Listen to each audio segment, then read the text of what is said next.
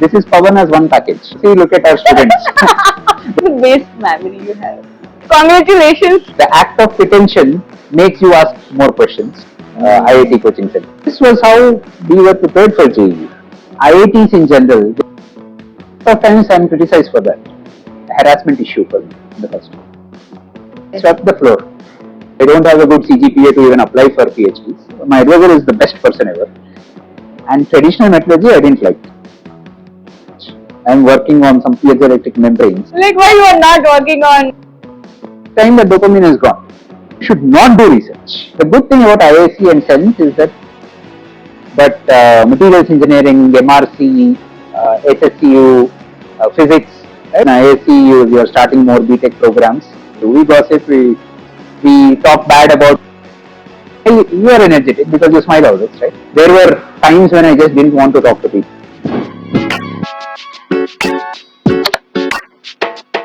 So hi guys, welcome back to my YouTube channel, and today is another podcast. And yeah, today's guest is Pavan Nukala. Yes, sir. Pavan Nukala. So all the people who are north of India call me Nakula. And I want to clarify through your podcast that it is not Nakula, it is Nukala. Yes. Okay? I typically don't correct people. Yeah. But since it's a nice podcast that a lot of people will see, it's a good thing. Right? Okay. So Pavan Nukala. Yes. Okay. Pavan Nukala. It's a Telugu name. Yes. Right? Yeah. Okay. So, sir, introduce yourself. Introduce myself. Wonderful. See, look at our students. They don't even want to introduce us. So, my name is Pavan. I am a faculty member at Center for Nanoscience and Engineering.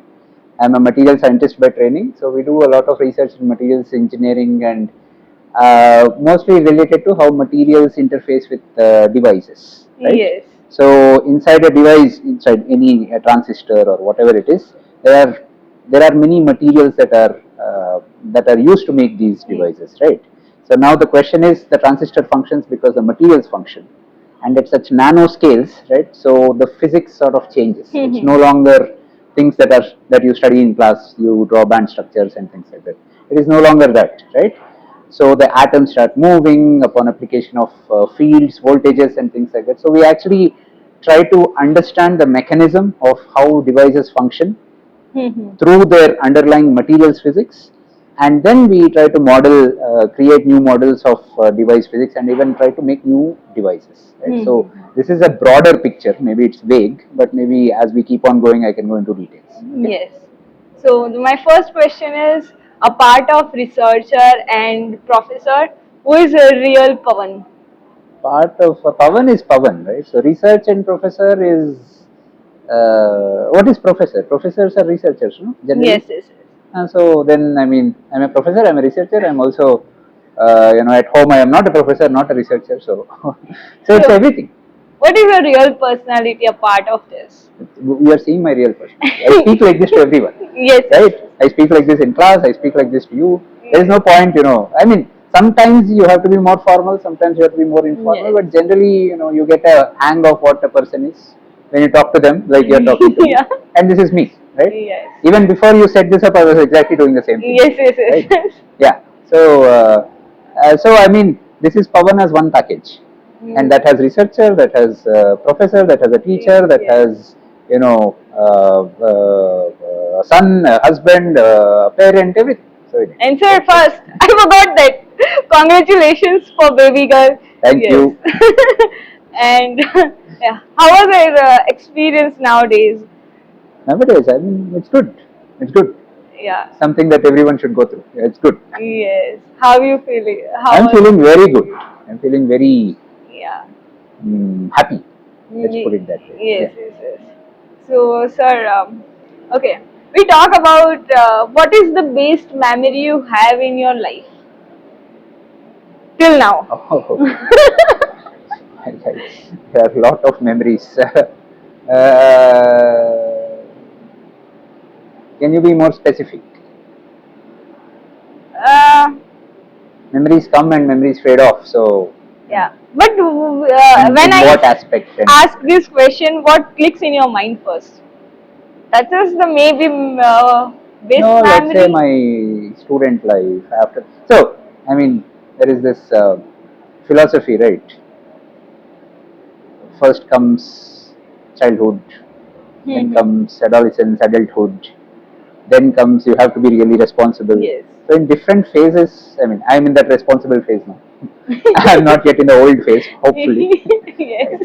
In different phases, you will make different memories. Yes. For example, in my student phase, uh, my college life was really good, right? So I mean, I would always think that I wanted to be a student forever until you graduated and then you did something else, and now you're like, you know, you want to be professor forever probably. So whenever I'm in some stage, I want to be that forever. So you know, so apparently I like teaching. Yes. So even when I was a kid, I used to teach. I used to teach to nobody. Apparently, I used to write on my walls of my home, house, assuming that students are sitting and listening to you. So it's all, you know. So this was when I was 6th standard, 7th standard, Yes. and my mother will complain that she has to clean all these walls later on. Not walls. We used to have blue doors. Yeah, These are yeah. some old government buildings, Yes, no? yes, So you'll yes. have blue doors, which are wooden doors, right? So all the blue will become white. Okay. And you know, she would initially not complain because she likes people that teach and other things, Yes, but yes. later on, you know, it becomes so dirty that you know, so she would complain. So at that time, I wanted to become someone like my school teachers, right? So so yeah, I mean, different phases of life gives you different memories. Yes. And you know, so if we are talking about memories at every phase of life, you know, Yes, talking about- that will just, you know, it will be a 4-day, 5-day conversation or something. So yeah, What is the best memory you have of in your childhood? Like this you, one, for example, I this was telling one. you, right? I still remember very vividly when I was 5th standard, 6th standard, I would just I would imitate my teachers. I would wear the glasses if they are wearing glasses. Good teachers, right? Not the Okay. bad ones, right? So at that time, teachers also used to beat students. Yeah. So I would also emulate Yeah. beating, you know, so students with throwing chalks, throwing dusters, teaching something. I mean, I'm not sure if I understand everything to teach, Yes. but I used to just start teaching, right? Yeah. And even now, and that habit sort of, you know, now you look back and think it is childish and other things, but the habit sort of continued Yes. even during my undergrad, right? So I did my bachelor's in IIT Madras. And in IIT Madras, we were in metallurgical engineering. And the notorious metallurgists always study 1 day before the exam, right? But I was slightly better. I would study 3 days before the exam. Now the intention is because 1 day before, my room used to be full of my classmates, right? Yes. So I will be telling them concepts and things like that because I've studied it 3 days before. Not that I understand anything. Yes. We have all sat through the same classes. Same, you know, a lot of them were, you know, for lack of a better word, not very good, right? So boring teachers, boring, you know, so everyone just goes on to so there were some inspirational teachers, but not everyone is, right? Yes. But then you should still take those courses and you should still go through that. So we did that, and by the time exam comes, everyone is, you know, worried about how to write the exam. So I would, even though I don't understand something, I would pretend as if I understand and explain, right? So, but that's good because by the act of pretension makes you ask more questions, right? How should I explain this to you, Yes. right? And that I started doing from a much younger age. And as a result, even in my research, right, because I teach, and I would like to consider myself a good teacher, irrespective of what you say, right? So because I teach, you know, I think that also feeds into my research, right? So I teach some concept, then I'm like, I don't understand it completely. Then I'm like, okay, what happens when I do this? When I do this? Yes. After a while, it becomes a research question, right? So I'm teaching you symmetry, let's say. And like, okay, fine, this is the symmetry of this crystal, this is the symmetry of this crystal, what are the various symmetry operations, how does symmetry comes? After a while, I don't understand something. Okay, if this symmetry is there, this property should come up in this material. But in my material, it seems to be going opposite way. So what is happening, right? So then it becomes a research question. Then I go back, look at my material through this critical eye, and then say that no. You know, so this is, you know, so materials research, lot of it gets criticized because you do something, you get something, you publish papers, right? You shake, you bake something, you get some nanoparticles. Where can I use nanoparticles? That's your next question. I use it for catalysis. You do some catalysis and then you publish a paper, right? Now that's a bad way of so you don't have a motivation. After a while, that will become saturated, right? So, and then you will do some five, six characterizations, and then produce enough data to publish a paper, right? But you ask a question like this, coming from basic principles, right? So fundamental principles that you studied in 10th standard, 11th standard, right? So all these things you can count in hand, right? And then you develop an intuition. You are like, okay, this is what I taught in class the other day. The symmetry should affect this property, or whatever. So Yes. if it is symmetric like this, it should not have piezoelectricity. But I am actually, my student told me that I am seeing some piezoelectric property, some electrostrain response or whatever, right? What is happening? Then you go back, look if the symmetry that you have discovered in your material is real or not. If that turns out to be real, what is the piezoelectric property you are measuring? Right? So we did that like that for one of the materials. It turns out that what we are measuring is not piezoelectricity; it's some second order effect, which is also large. But then symmetry doesn't forbid it, right? So I thought I have by some kind of defect engineering I have cheated fundamental material science. I have changed some fundamentals in material science because that's what we teach in class. But it's not. Material science is robust, right? Yeah. Symmetry is robust. Materials should follow what their symmetry dictates, right? Here it is not following because I am not interpreting it correctly. Then I go back to the chalkboard and then I start my interpretations in a correct way, and right. So that's how research works, and that gives you pleasure.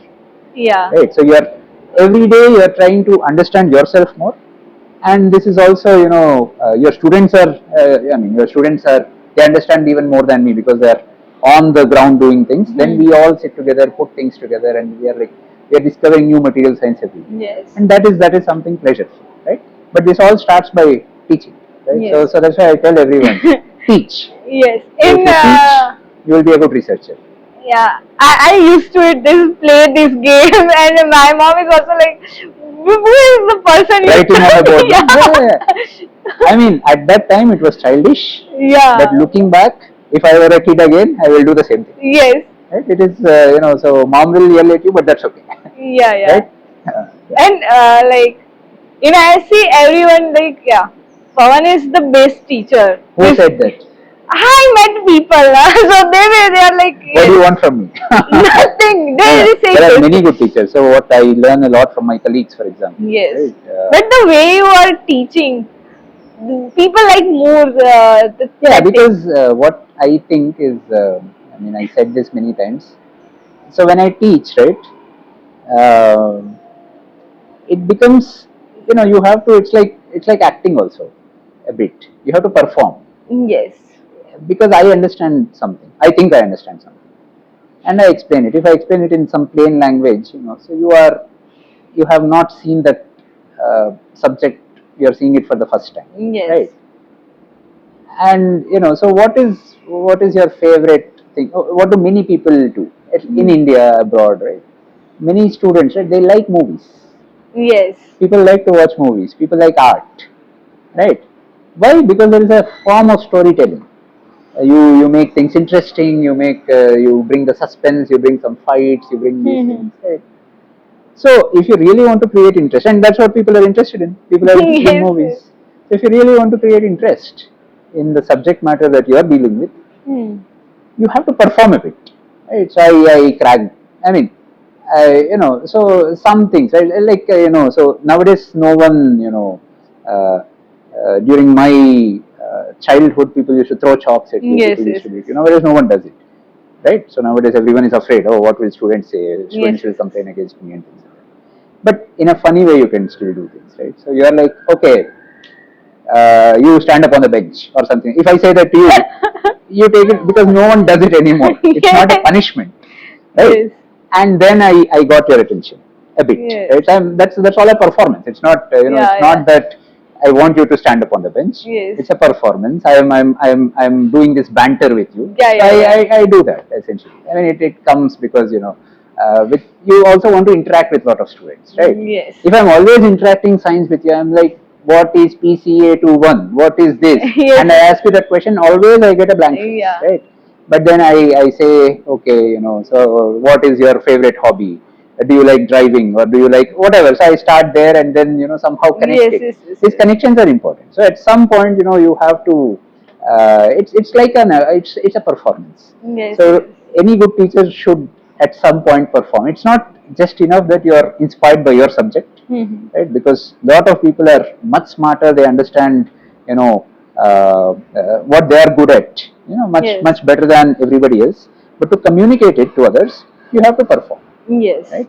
And there is some thrill in performance. You know, I like it myself. Yes. After good class, I get a good feeling. Oh, today, you know, Jalak was laughing in my class, right? Yes. So because of this joke, right? So next year also I'll make the same joke, Yes. Yes. right? Next year, hopefully, people didn't attend my previous classes. Otherwise, you know, the jokes become Yes, repetitive yes, and things yes. like that. Right? So Yeah, it's I know. I remember I sat in your class. I'm like. you took I my sit- class, is it? Yeah, Which in class? characterization. Achha. Yeah. So I sit in this and you suddenly like what I teach in last class. I'm like, Yeah, exactly. So you're yeah. not expecting that question. Yeah. So and then you think I will tell you, right? So that is why the students sit and they expect me to tell last class we ended here, this class we will do this. Then this. you ask me that what is the name of game? What is the name of the game, right? So yeah, I mean these Yes. sort of stupid. You have to do some stupid things, right? Yes. So that's what makes it, you know. So I used to have a professor who would just you know bring these foo kya bolte hai. So uh, you blow air and then this will come, you know, this pied piper sort of thing, no? So whistle, it's essentially a whistle. Yes. Yes. Yes. So if someone is sleeping, he will just blow it in their ear. Yeah, I mean, and then you're all like, okay, fine, right? So yeah, it sounds stupid, but it Yes. serves the purpose, right? So one Yes. of the good teachers, I don't want to name every teacher, but he was explaining us vector calculus, right? Yes. He's like, what is torque? So he's an old man. I think some of your viewers may know. His name is Ramaya. Ramaya Coaching Center. You may have heard, no?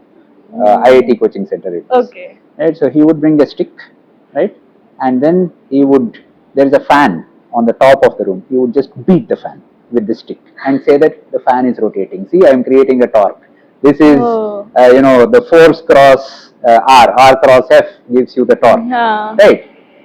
Okay, you will laugh, you will be like, what stupidity is this Yes, at that time? But now I still remember what is, you know, torque just Yes. through R cross F.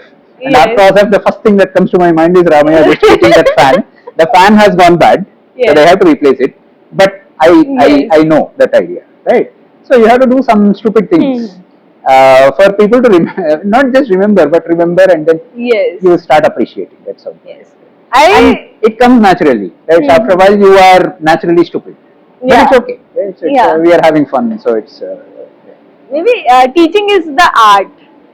Everyone has that thing in their. Yeah, everyone are intelligent and knowledgeable, but how to solve that thing? The other thing is progressively, you know, for valid reasons, teaching started becoming more and more formal, which means I have to properly tell you in the first class itself. I should tell you these are the books that I'm following. I should tell you syllabus, which class, what I will cover, right? Then I have to give you notes, I have to give you everything. I don't like that. I mean, it is good because it will give structure to the course that you are teaching, right? But it will remove all these, you know, ad hoc nature of putting spontaneity. Spontaneity is just removed if you make it very formal. This class, I will teach this. This class is, if there is a good question, I am okay to just deviate away. A lot of times I am criticized for that. So if there is, I used to answer every question once upon a time. Somehow, I mean, Yes. I will think on the spot and I will be like, okay, this is here. I will try to think with you. But then some people complain that if you are doing that, you are not able to finish the syllabus. It is deviating too much away and things like that. Right? So that part I am trying to rectify. But in any case, you know, it's okay to deviate. There is no covering the syllabus, right? So as someone would say, you uncover. And then if something is interesting, you can go in that direction, see where it leads to and things like that. Yes. So my goal is to teach you symmetry or to teach you structure.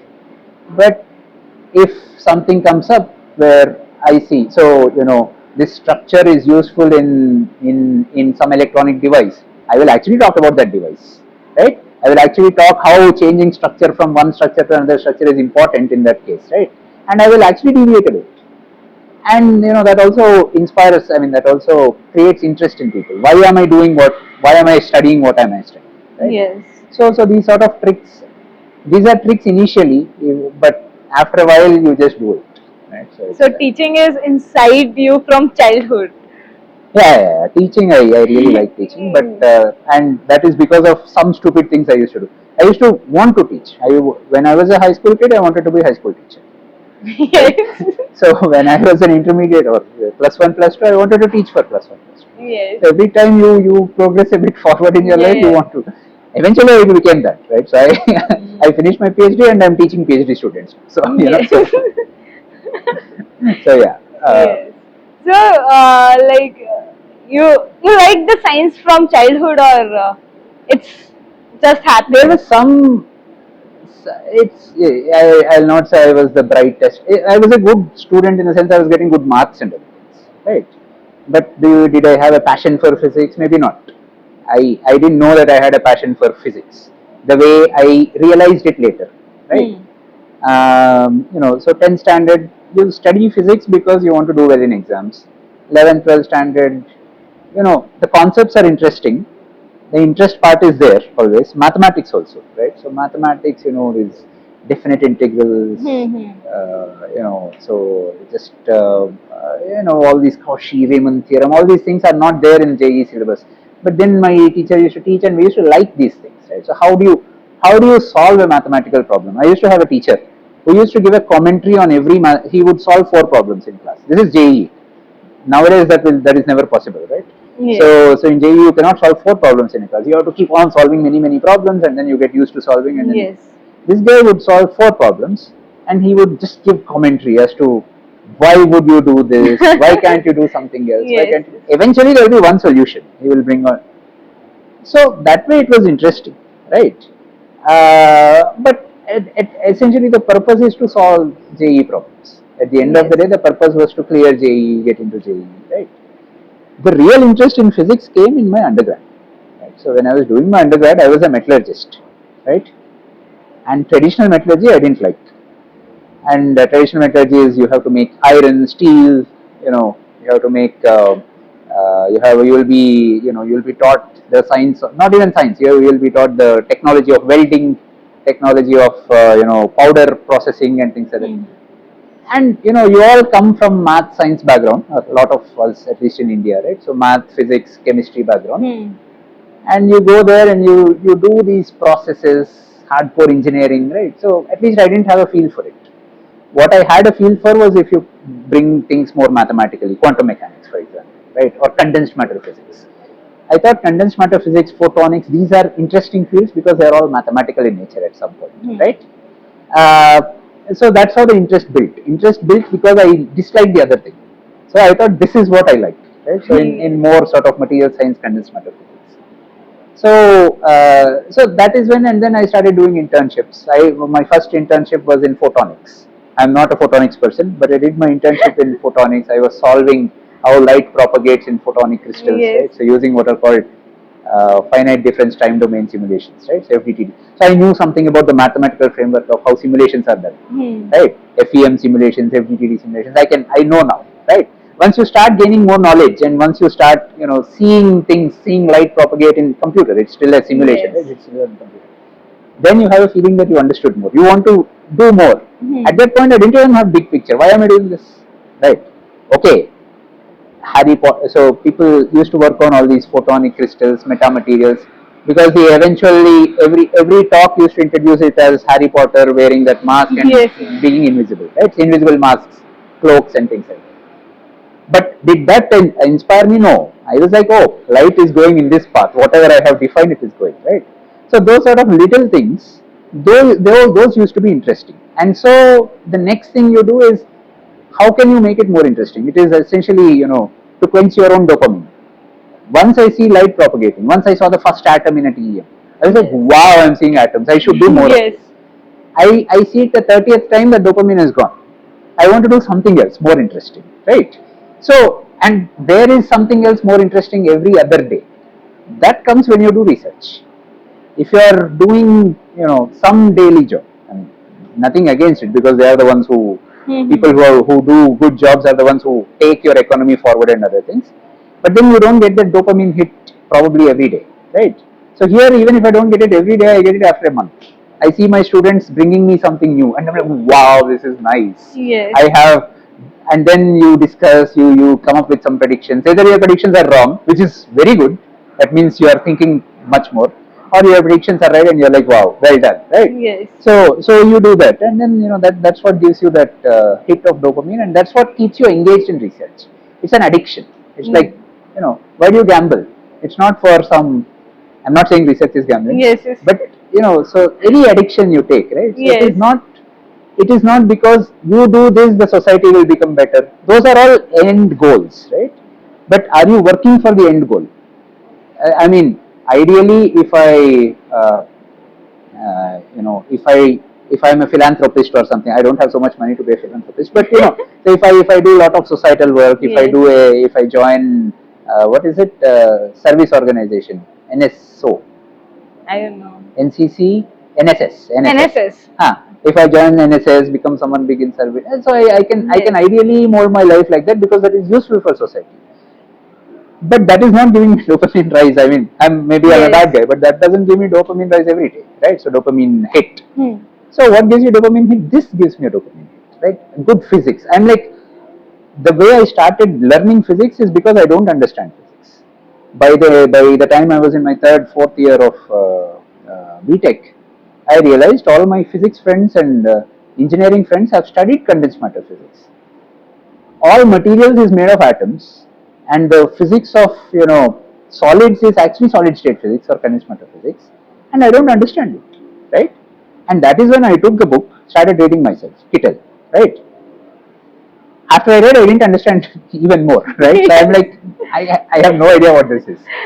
Then you read it again, then you read it again, then you do things in the lab, right? You take courses, of course.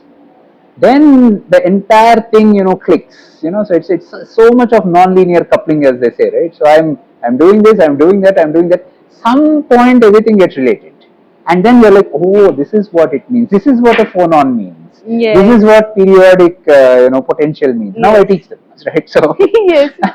so this is what periodic potentials mean.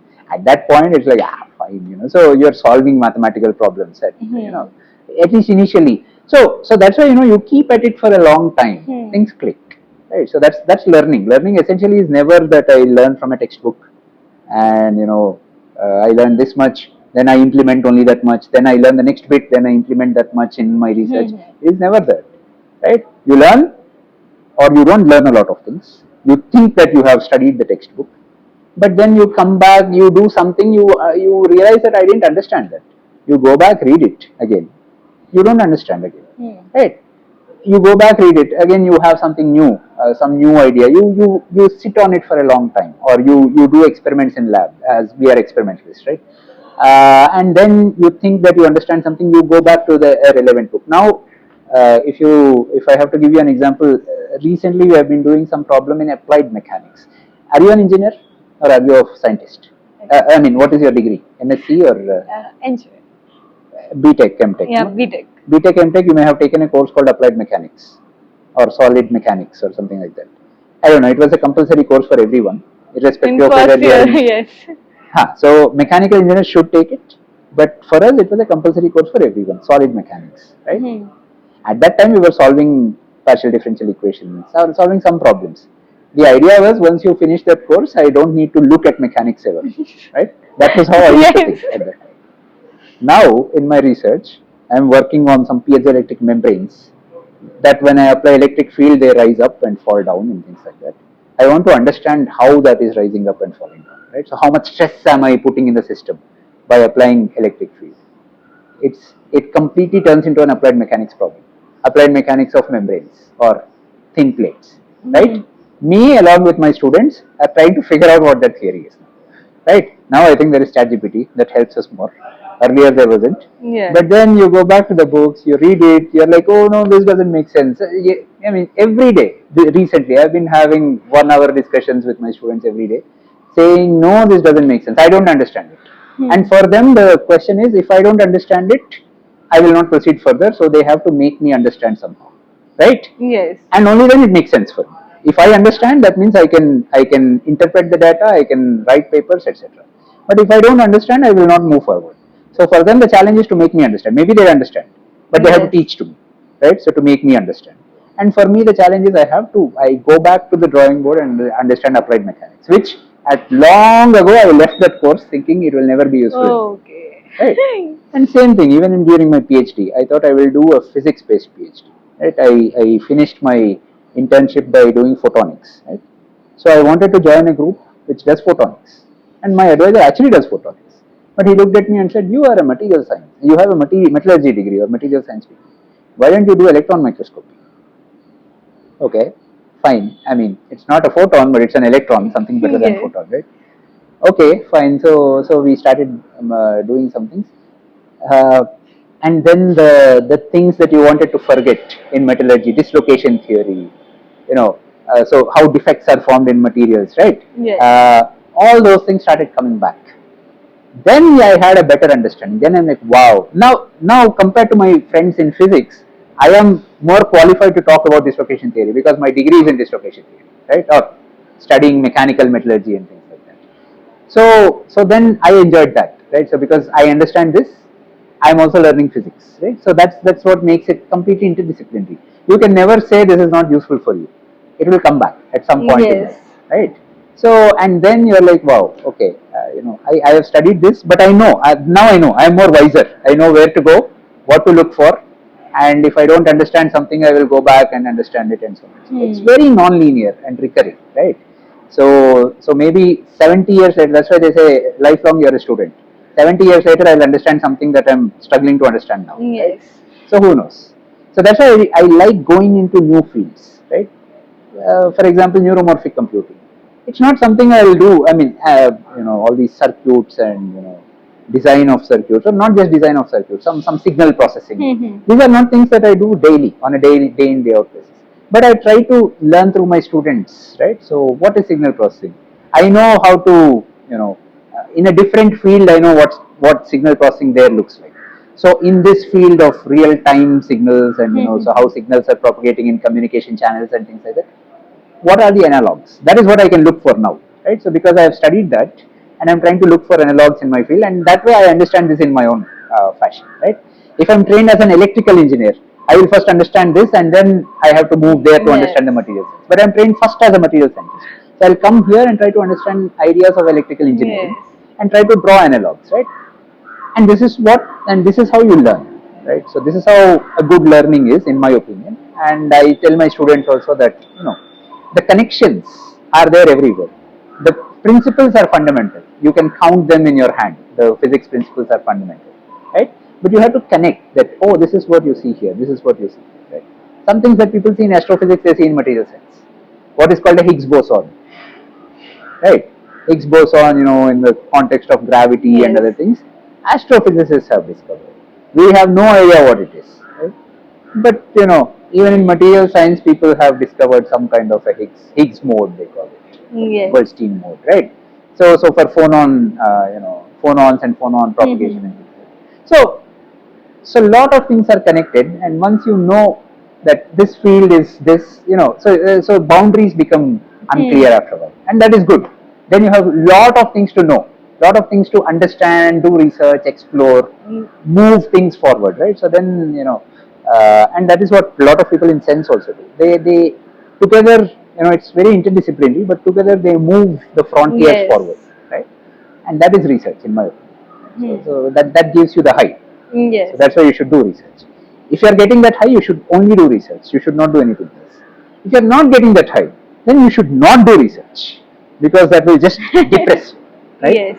Yeah. So how was your JEE preparation journey?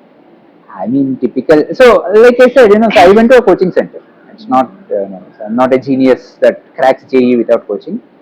But I like I said, this example of R cross F, right? All these things were and this one person sitting on a chair, smoking his cigarette and telling us, solving 4 problems in a day, in 2 hours, right? And then he gives us assignment of 2 more problems, right? So this was how we were prepared for JEE. It was good. I learned more in this coaching center. It's not a rote learning. We didn't just, eventually you had to solve a lot of problems, right? But at least the ideas of good science actually came when I was in my +1, +2. Before that, until 10th standard, I grew up in Warangal. There is a good school, of course. There are good people, and but everyone is driven by how do you do well in exams, right? Yes. So your training is also okay. I solved this problem, so it should be good, right? That boundlessness, right? So these fields are boundless beyond exams. That actually came to me from a coaching center. So although people criticize coaching centers, I would be very happy that I went to my coaching center. It's called Ramaya Coaching Center. I think people who went during my time and maybe a bit later. So where? It's in Hyderabad. Hyderabad. So people who went during my time and a bit later, they will all have similar memories of at least maths and physics. Chemistry was still rote learning. I didn't understand. I mean, I got some marks in physical chemistry, but I didn't understand physical chemistry. Now I teach physical chemistry because it's a lot of thermodynamics and physics. Yes. So when you get IIT Madras, how was your reaction first? it was a mixed reaction because I got into metallurgy. My rank was about 2000, right? So it is neither here nor there. So what did you get? Everyone wanted ECE, computer science, and things like that. I got into metallurgy. So that was in the order of branches. That was the lower branch. I was like, okay. So I was not celebrating too much. At the same time, I was not even. Also, we used to have JEE in two phases. There was a screening phase and there was a main phase. The first exam was called screening. Yes. Now I think it has changed. Mains There's advanced and mains or something like that. But for us, the screening comes first and mains comes next. There is no advanced or whatever. Screening में I got a rank of 1200. Mains में I got a rank of 2000. So I was disappointed. Oh. Typically people better their screening rank, right, in the mains. But I went the other way. So I was like, oh, if it is 1200 or something, I would have done electronics or mechanical engineering, the better branches as they call it. So that was my reaction at that time. So, but it was sort of indifferent. I was not celebrating every day, but at the same time, it's fine. I am still going into IIT, right? So yeah. And I looking back, I would again take metallurgy. I would again relive the same things. Right? So I will not take mechanical engineering. I will not take ECE. Yes. Right. I want to do this again. Right. So if I have to do it again. Yes. Right? So yeah. Then how was your experience at IIT Madras? IIT Madras it gives you especially for bachelor students, right? So I'll not talk about PhD, masters and things like that. IITs in general, they give you a very well-rounded experience, right? Or in general, I would say all kids should go to hostels, right? And then live that hostel life. That's the first time you are leading life, as an adult and your independent life, right? So it is not just studies. Of course, studies are there; they are very important. CGPA is one number that everyone looks at. Right? That is important. But having said that, you are meeting people from. Before that, I was just interacting with people only from Warangal, Hyderabad. Yes. Right? Now, all of a sudden, I realize that there is this Sindhi guy who I'm talking to. There is this girl from Himachal Pradesh that I'm talking to. Right? So everyone has slightly different attitude to life. Everyone is a different person, right? Yes. So you are understanding. Wow. Okay. So you know how to live in a society, right? So you're expanding. You are much bigger. And then the activities you can take initiatives and do. Undergrads have a lot of freedom, right? Yes. You can take initiatives. Actually, I'll tell it to your viewers. IIT Madras has this thing called CFI, Center for Innovation, right? Which is now a super big thing. It is being funded by donors and things like that, right? Center for Innovation. Center for Innovation started in a garage or in our workshop when we were in our 4th year.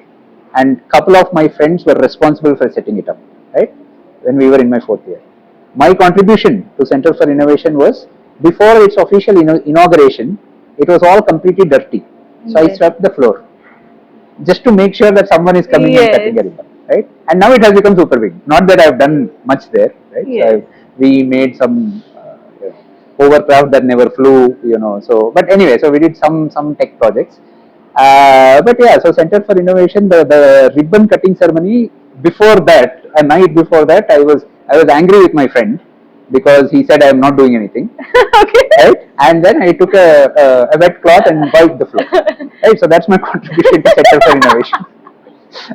right? So I mean, you get to do all sorts of Yes, crazy yes. things, right? So it's not just academics, the Yes. non-academic life, and I think a lot of students go through this in Yes. many good universities. That's why you should go to a good university, right? IITs being good universities, right?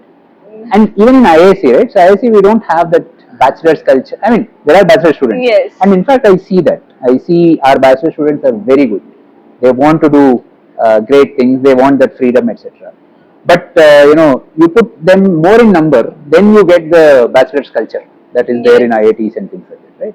And that is what is happening now. Even in IISc, you are starting more BTech programs, Yes. and so they give you some sort of buzz. These are young kids trying to get into adulthood, right? Yes. You'll find all sorts of kids. You'll find kids that are annoying. You'll find kids that say that all are smart people, right? Yes. But some of them want to show to you that they are really smart. Some of them are more down to earth. Some of them are very pessimistic. Some of them are very optimistic. You see everyone. Yes. In fact, during our fifth year there were not many classes. So I liked IIT so much that I enrolled into a BTech program. That's a 4-year program. At that time people don't BTech is supposed to be more popular than MTechs than dual degree. What is called a dual degree. But so at that time people, I think conversion from BTech to dual degree was possible, but not many people were doing it. Right? In my batch, however, 3 of us, we didn't know what to do. After BTech, we were like, okay, we are already in our 3rd year. 4th year, you should sit for jobs. I have no idea what jobs I'll sit for, or I don't have a good CGPA to even apply for PhDs. What is it that I want to do in life? That is when I realized I know what I should do. I should extend, my stay in IIT. Yes. So all the 3 of us did it. Yes. We were a bit late, but we did it. We were a bit late, and the dean shouted at us for that, right? So because we were a bit Yes. late. All these are memories now. Like you were asking, what are memories? Yes. Right? Yeah. So, but so they were happy actually to promote BTechs into dual degree. But since we were a bit delayed, they have to shout at us. That is Yes. what now I do that. If you are delayed in something, I will yell at you. But like I said, everything is a drama. The dean has to do what the dean has to do. You have to do what you have to Yes. do. Right? So we converted to dual degree, and then I realized that's when I did all these internships. That's when I realized that Yes. physics is, or physics, something related, condensed matter physics, something related to condensed matter physics is what I wanted. Right? So yeah, these things keep happening. What is a CGP? By the time I finished my 3rd year, it was still 8. I just crossed that 8 mark. First 2 years, I was sitting with computer science students in classes. These are the brightest students ever. So first 2 years, my CGPA was 7.7 or something. It was very low. I mean, from perspective of applying for PhDs. Yes. That's why nowadays, if someone comes to me for recommendation, BTech students or bachelor students, I ask you what is your CGPA. If they say 7.9, I will say improve it. You bring it above 8, right? Yes. And then I will write you a recommendation, right? Because 8 is somehow that cutoff for a lot of people. Yeah. And I also wanted to do that, right? So then I converted to dual degree. By the end of 4th year, it was 8.2 or something like that, and then I graduated with an 8.4 because I did a project where I got the highest grade, right? So Yes, yes. I graduated with an 8.4.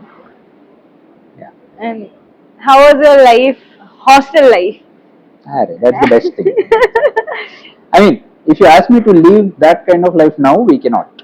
Yes. Right? I mean, I was not washing clothes. Everything was a junkyard.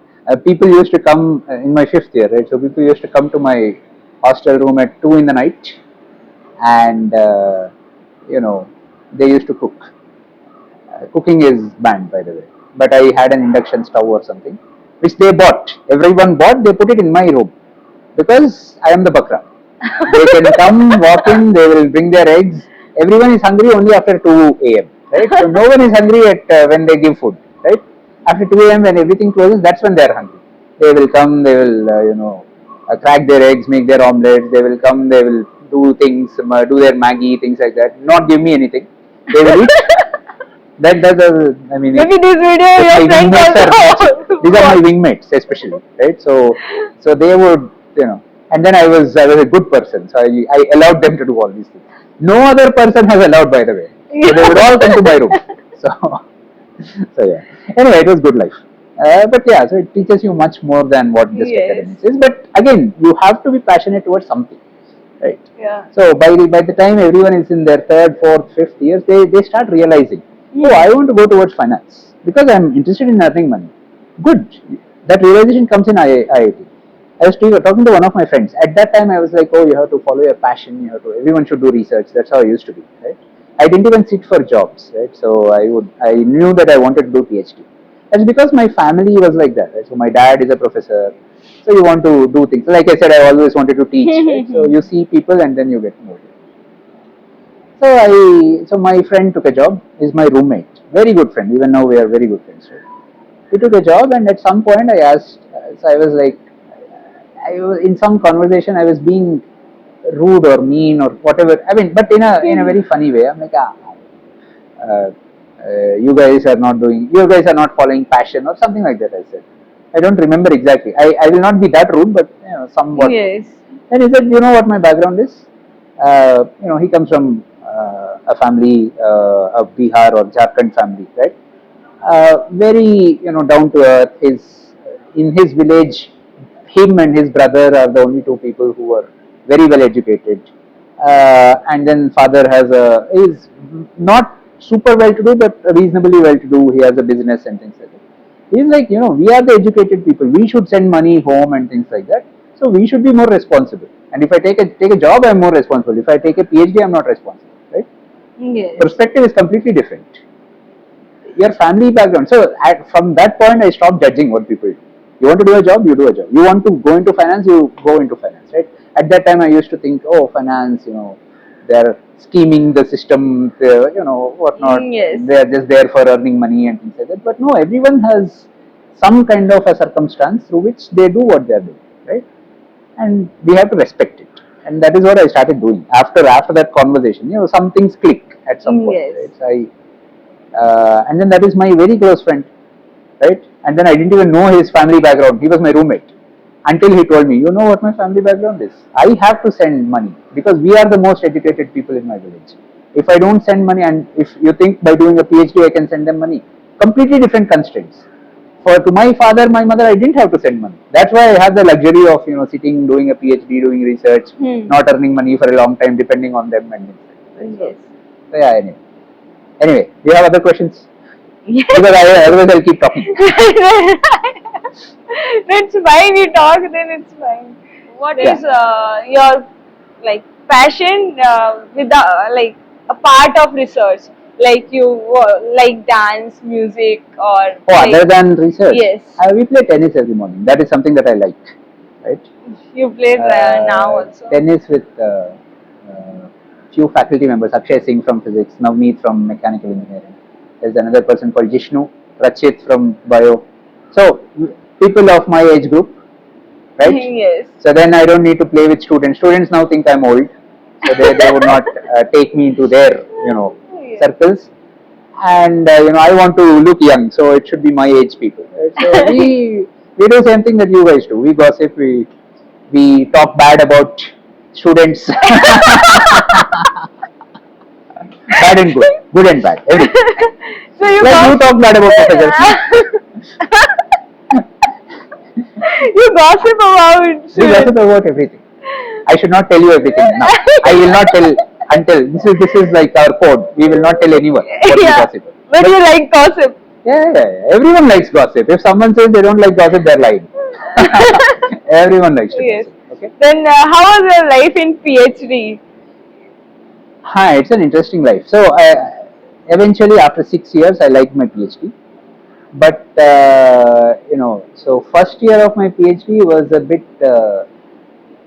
I think first 1.5 years, right? So I went from here, and my advisor is like, okay, work on some problems, work with this person, and then you can figure out your own way. That's how he is generally, right? It is not like every day we come and say, oh, you do this, you do this, you do this, right? So, and that's how research should be. That's what I try to do with my students also. I define a general framework, and then I say, work on it, and then once it starts getting more mature, we can take it in certain directions, right? Then I started working with a postdoc. He's a Korean postdoc. He had some issues and he didn't like me, right? So it was kind of a harassment issue for me in the first year. Then luckily, and not luckily, actually it was, I didn't even realize that it's a harassment thing, right? Because, even growing up in India, right? So if elders say something, elders don't like you, you're like, oh, why do, it's as if you did something wrong, right? So we Yes. have that feeling. That's the feeling I had during my entire first year. And then it realized, I was telling this to someone, an American, and then he immediately was saying that this is a harassment issue. And then my advisor also knew about this. So this issue, I will not tell you all the details. It's not time to speak bad things. So it also went to my advisor. This guy started, hating my advisor also, going against my advisor. And then he was harassing many more people, not just me, who was his protege, but many more people, because he has some bipolar syndrome or something. And once this happened, the university involved. University says, okay, this is a harassment. Just like we have wellness, Yes. centers here, right? So that's why I recommend people, if you're having issues, approach these, because I also didn't know that I have to approach that this is a wellness issue and this is a case of harassment, right? The university immediately, they put together their lawyers, and then they, because everything should be legal from now on, right? They put together some 14-point formula for him, and they said, don't harass the graduate student. That's the first point, right?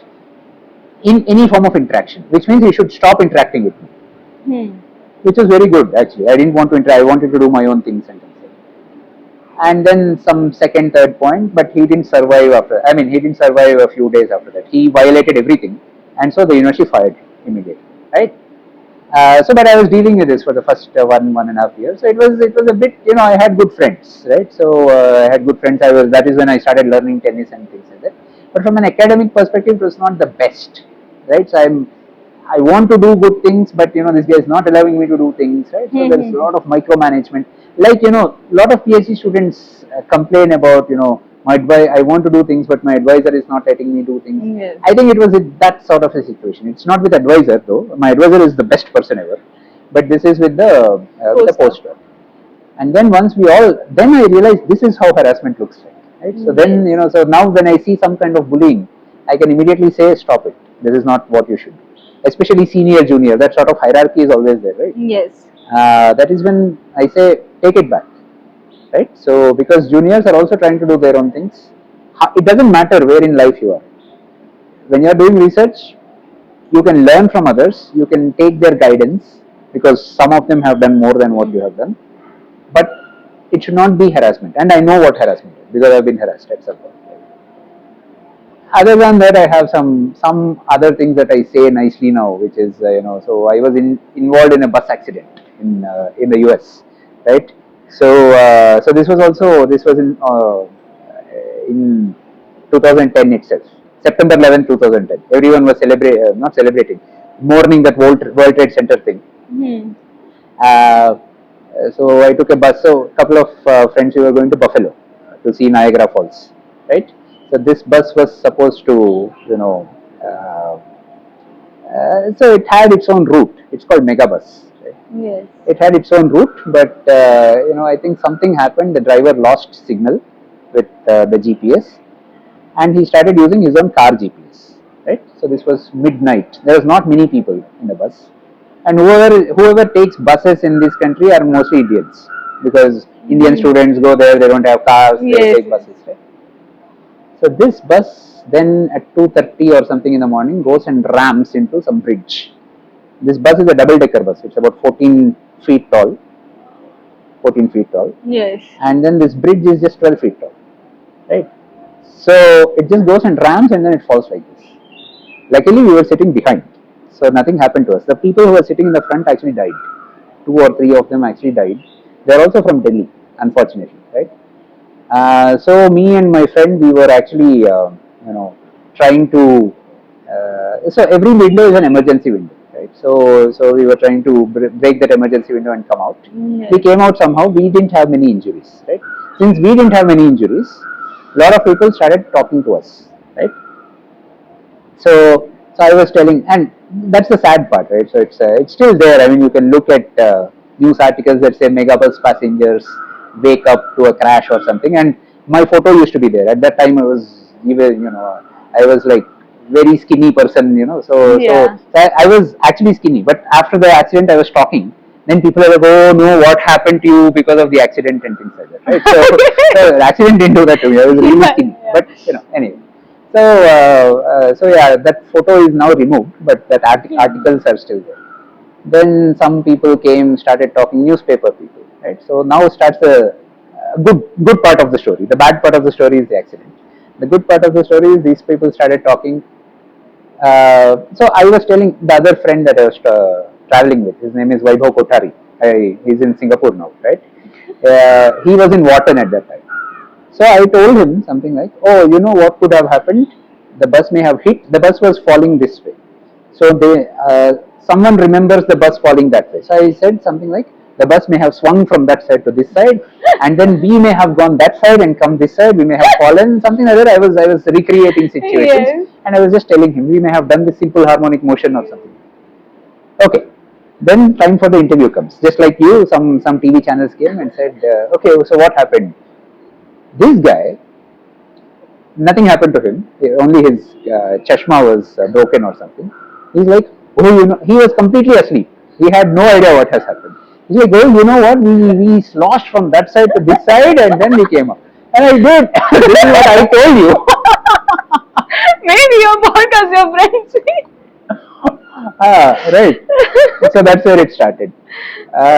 Then yeah, I mean, then okay. So I'm not sure how much of this I should tell you, but so there is in the US, right? So whenever you have accidents, people give you money, right, to compensate. Yes. And they call it compensation, but so that there is no big case or something, right? Huh.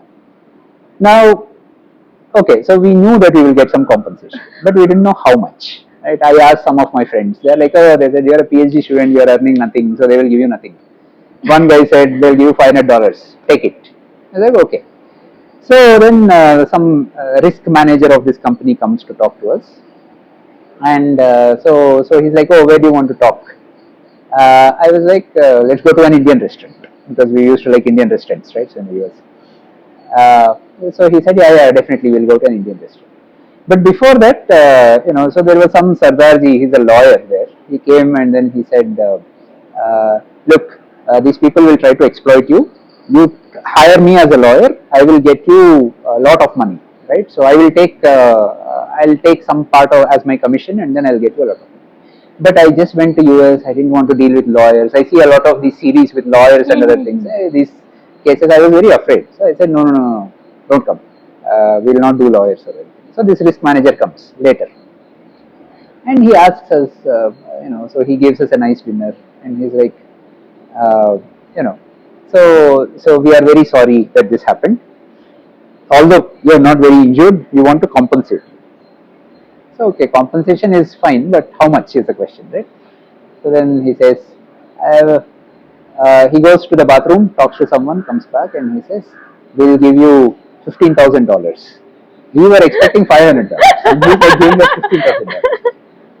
And then he says $15,000. We were surprised, right? So because Yes. it's a large amount for us. He said $15,000 each, which means 15,000 for you. I was like, "Yes, thank you." And then then we come out, we celebrate the day that we have got some haram ki kamai, right? So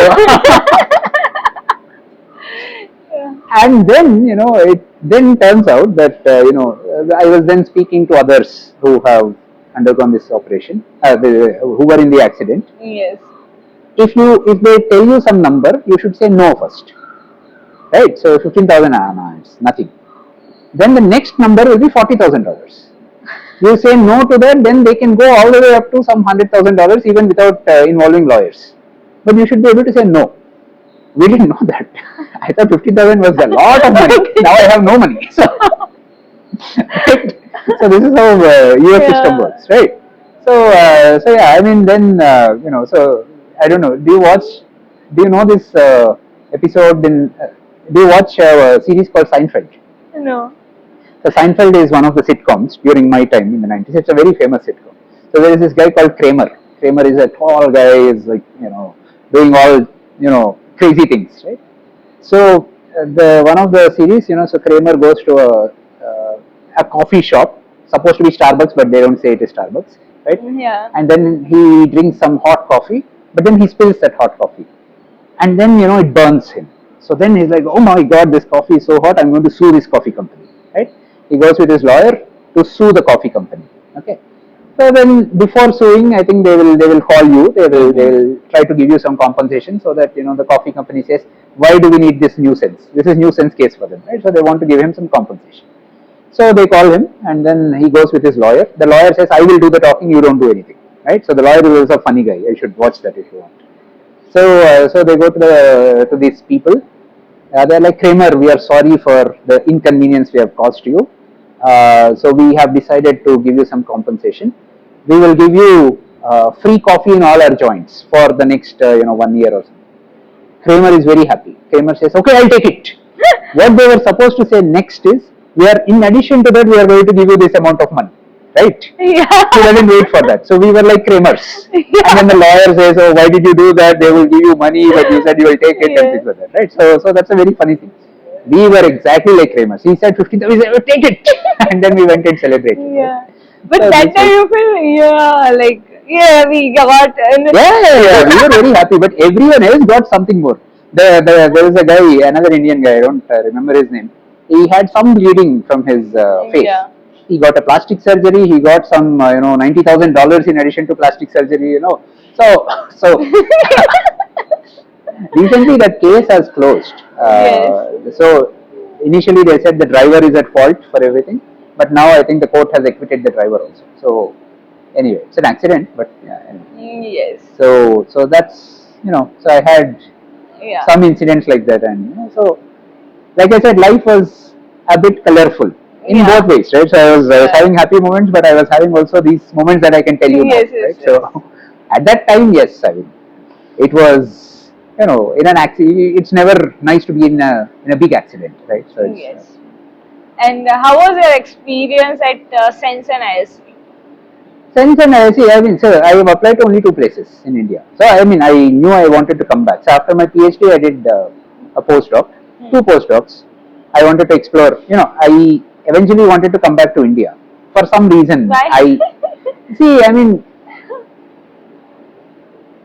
there is no way I can pinpoint and say I wanted to come back to India. But, I like the IIT environment, for example, right? So, all my friends were from IIT, right? So, that environment I really liked. I really wanted to be with students or whatever. I mean, there are all these random thoughts that you cannot really put together and say, oh, this is why I wanted to return back to India. But at some point, I made up my mind that I will go back to India, right? Now, you may argue, if you got a job in US, would you have come to India? I didn't even apply. If I applied, I would have answered that question, right? Yes. So, but but before going to India, right? So I just finished my PhD, 2015, right? What is the point of going to India right now? I can enjoy my life even further, right? So I then wanted to go to Europe for some time, with a pretext of seeing how research is done in Europe. But really, I wanted to go to Europe, right? So I went to France for a couple of years. Yeah. Then I was in Netherlands for a couple more years. I did well. I mean, it's not that I was enjoying my life completely, but but still you understand the European way of life. Then I applied to 2 places. When I was in Groningen, this place in Netherlands, I applied to 2 places. One is CeNSE, IISc. Actually, IISc. 3 departments in IISc. I gave a talk in materials engineering before, 2 years before, and I also used to collaborate with Rajiv Ranjan from materials engineering. So I had some idea of what research in IISc happens, and I liked it, whatever I saw. So my first option was, however, CeNSE, because CeNSE has all the facilities, right? That's what attracts you.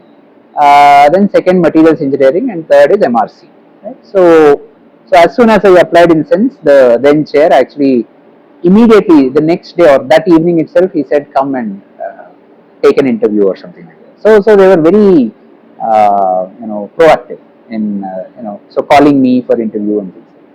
The second place I applied to was TIFR, which is also one of the finest places in India if you want to do research, right? But TIFR has a longer procedure, right? So after I got into CeNSE, 6 months or I got into CeNSE in August 2020, right? So that is between the 2 waves of COVID. TFR offered or was going to offer me in March 2021. By the time I already spent almost close to 1 year here, I was already setting up my group and everything. So yeah, I applied to two places. In India, I mean, if you want to do good research, these are two very good places where people can do research. I was of that opinion then. I am still of the same opinion, right? If you want to do good research, again, the places are TFR, IISc sort of places, right? And the experience has been really good. I mean, people are very helpful. See, you'll always have, pricking things here and there, right? So every place is made of people and interpeople interactions. Interpeople interactions are always complex, right? Now you are the leader of a group, right? So you have to solve some of these interpersonal interactions. You have to solve issues that you may have with other leaders and things like that, right? All this is part of life. That will happen anywhere, right? So it is not unique to IISc or anything like that. But having said that, IISc in particular screens you from. India is a very bureaucratic country. I think you know that, right? And there are a lot of rules, so you can apply for funding, but you have a lot of paperwork and things like that, right? But the good thing about IISc and CeNSE is that younger faculty are sort of screened from a lot of bureaucracy, and so lot of nonsense that goes around you is cut off by IISc and departments like CeNSE in particular, right? And because of that, you can actually go and concentrate on things that you wanted to do, right? And you can see a lot of younger folks are doing very well because of this reason, right? So that is what I'll be grateful for since for a long time, right? So IISc and CeNSE, right? At some point you want to make your point. At that point you have to fight, whoever it is, you have to fight them. At some point, but overall, right? So people don't feel bad that I have said something against your opinion. There's a nice democratic system that is already built up. We can argue. We can at the same time we can go out and then have our drinks and eat food and things like that, right? So personal is personal, professional is professional. Professionally, you can completely disagree with each other, no problem. Vociferously argue, but still work together. That is possible. That is possible in CeNSE. That is possible in IISc. Right? So that way, it's a good place. So I really like this place. Yes, and you guys, of course. this is from the top down view, right? But the students are, good to interact with. I mean, day to day they keep you going. And new problems. All the problems that I'm solving now in my research, I don't think any other, although I like IITs for their undergrad life, if I go to, some of these IITs where the bureaucracy is a lot more, or the institute doesn't absorb your bureaucracy, I will not be able to solve all the nice research problems that we are doing, right? That I think that way, so after I joined here, I had some opportunities, right? So from some IITs, where they said, "Will you want to come here?" And, but so no, it will be killing yourself, right? So this is a very good place, and you don't want to go to other places. You are established here. You want to do good things. And I have one question. One of my friends wants to ask you, like, who is that? I don't want to disclose name. Like, why you are not working on magnetic materials? So that friend has attended my talk. No, I think now Karthik in my group started putting in some magnetism into it. No, I mean there are a lot of good people working on magnets, and so that's why I joke in every of my talks saying I'll work with any material with a hysteresis except magnets. Right? It's a joke, but if push comes to shove, you have to understand magnetism. You have to understand magnetism. There is no, there is no bar at any point, right? But I mean, so there are people just across IISc. So some things, so for example, tomorrow my research problem desires that I understand some DFT, right, or DFT, or not just DFT, but some correlated physics. I have to do some theory of it, right, and only then I'll be and construct a model, and only then I'll be able to understand some detailed spectroscopy that I'm doing, right. So at this stage of my life, I am not very keen on, because I'm not very keen on doing everything myself. There are experts everywhere. and they have been doing it throughout their life, right? So in our physics department, in our SSCU and chemistry and all these departments, there are many experts who do these kind of calculations. I can approach them. We can have a nice collaboration, right? I can say that these are our findings. Can you tell us more from your perspective if this makes sense, or what are the experiments we should do and things like that. And like that, I actually collaborate well in IISc, right? So I have a lot of collaborators all over, so I should offer them something, of course, right? Yes. So which is electron microscopy, but they offer me a lot more, and there are a lot of good collaborators. I enjoy my collaborations with people from of course our department, but materials engineering, MRC, SSCU, physics, right? So these are the departments that I collaborate with quite often, and that way I also tend to appreciate their research. They appreciate my research, I appreciate their research, right? So it's a good way of going together. And at this stage of my life, if I have to learn everything, if I have to learn machine learning, AI, and then integrate it into my microscopy, everything, if I'm doing everything by myself, my learning potential has just decreased, right? I learn through my students, right? I don't even learn, I don't even read as many papers as I used to during my PhD days. So, so as a result, so how do you learn? I learn through collaborators, I learn through students, right? So the learning still continues, but a lot of people are smart. You have to use it together, right? So I think that becomes the philosophy. And one advice for youth. Oh, I mean, for researchers, I can give an advice, right? So don't worry about all this. Youth, I don't know. Youth is too big, right? Yes. And youth nowadays, Gen what? Gen Beta, Gen Alpha. Gen Z, Gen Alpha.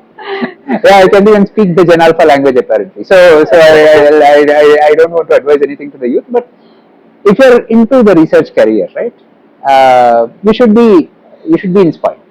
So you should be inspired about a new thing that you're doing, and at some point, because of your research, you should make sure that the field is progressing forward, right?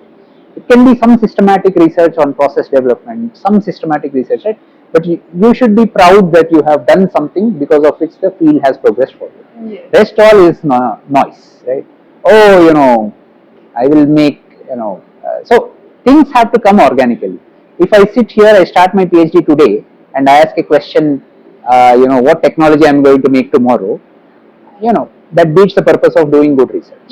Right? So good research, you ask questions, and those questions lead you to do, in our case, more experiments, give you more models, then ask the next question. That will give you more questions, right? And then you do more experiments, build more models, do more, ask more questions, right? That's how it propagates. It's like this. I think I gave this analogy to someone else also. How does a wave propagate, right? So from a source, you have this Huygens principle, right? So you have a wavefront, and you have all these wavelets, which are your questions, and then you have another wavefront that is propagating, and that's how you should contribute in part of your field, at least propagating forward, and that is what a researcher should do, at least in the starting stages, right? And then once the wave has propagated far enough, then the technologies and other things come, right?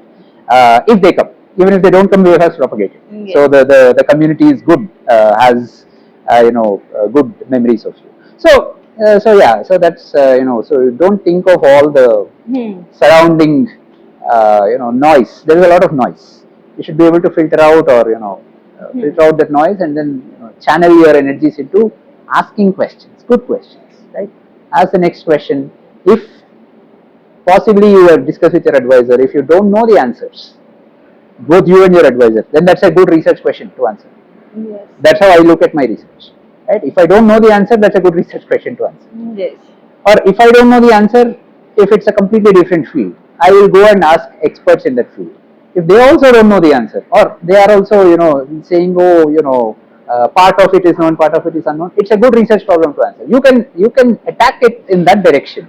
You don't need to confine yourself to the boundaries of your field or your expertise and things like that, right? Yes. So there are many people that can help you, and you have to be able to use that help, and then enjoy. You have to enjoy. If you don't enjoy, you should not do it, right? If every time you are thinking about, at our level, when is that next chunk of money coming, right? So every time I'm writing proposals to just get money, I stop enjoying the process of research. If every time, it's essential to raise funds and other things, but this is not what I should be thinking every day, right? If every day I'm thinking, oh, when am I writing my next paper, right? Then I'll stop enjoying research. There is a time when I, do research. There is a time when I write papers, right? Yes.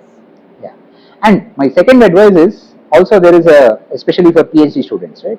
There is a lot of noise going around about, oh, papers are useless or something like that, right? So you have to do real things, which are researchers typically write papers, and actually I see it in a different way, right? So what is you are doing a PhD, right? So you are solving problems every day.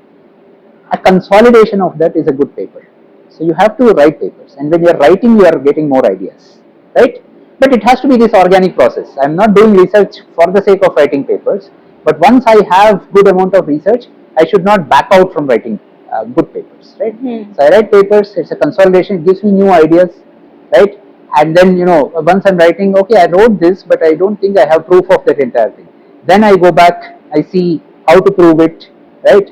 So it is papers give you much more, more questions are asked when you start writing up things, right? So writing is a good idea essentially, and you have to do it yourself. You can ask ChatGPT to a certain extent, but at the end of the day, it should come from you. Yes. And so let's. These are my two suggestions in general to budding PhDs. PhD is a good thing if you want to do it 100%, right? If you like this process of doing research. Otherwise, you will find problems. It's a 5-year commitment, 6-year commitment. So you will find problems. And the last question is, what is the source of your energy? When you enter the room, energy of that room is changed. Like I said, I sometimes act.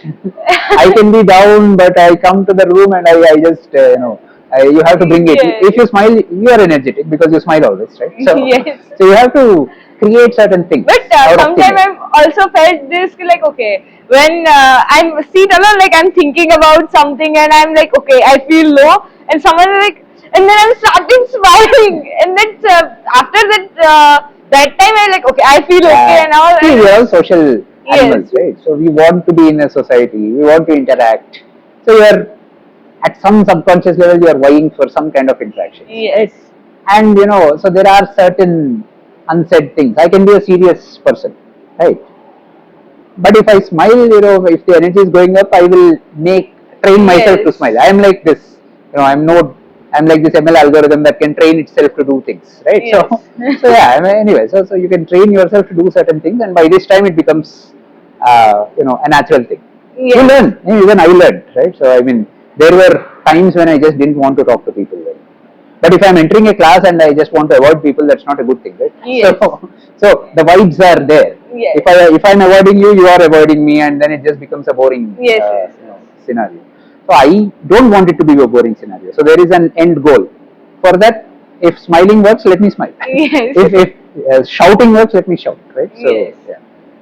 But thank you so much, sir. Okay. Hi guys, so thank you so much for watching this video till the end, and thank you so much Pavan sir, and also please let me know in the comments आपको next guest कौन चाहिए, आपको podcast कैसा लग रहा है, और मुझे फीडबैक दीजिए तो मैं मेरा कंटेंट इम्प्रूव कर सकती हूँ, और मुझे सजेशंस दीजिए कि मैं नेक्स्ट वीडियो क्या लेके आ सकती हूँ, किस टॉपिक पे बात कर सकती हूँ. एंड यस, टिल देन आपको प्रिपेयर भी करना है, सो आपकी प्रिपरेशन के लिए all the best. Yes, meet in another video. Bye, see ya, all the best.